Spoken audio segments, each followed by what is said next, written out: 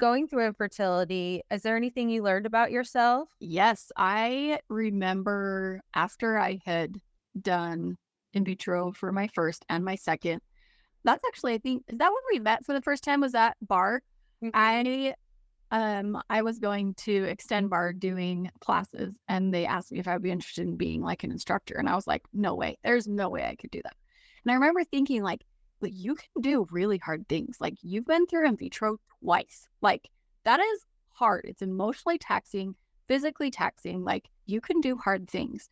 And then I remember, you know, training to become an instructor and becoming a teacher. It's kind of like building blocks of like, oh my gosh, like I did that. Now I can do this. And then it was like when I decided to become a surrogate, that was kind of one of my mantras when I was looking at being a surrogate. I just remember thinking, I can do hard things. Like I'm capable, I am strong, I'm really capable of doing hard things. And so I remember I had like a bracelet that said, it was like at some market or something, and it said like I can do hard things, and I would wear it. Like I I look back on that whole journey and how like it's like these building blocks of like I am capable of doing really hard things, and I'm stronger and better. And yeah, I think that's probably the biggest thing that I have taken away from it is how strong we are as women. Like it's a lot to go through. Yeah. And I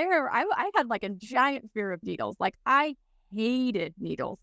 And I remember when I was like, I have to have how many injections? Mhm. And I remember every single time I'd have to like close my eyes and take deep breaths and like, oh, but you can do hard things. We're Yeah, so capable of doing hard things. And true. now when I go and get a blood draw, I'm like, oh, blood draw. Like, No big deal. before.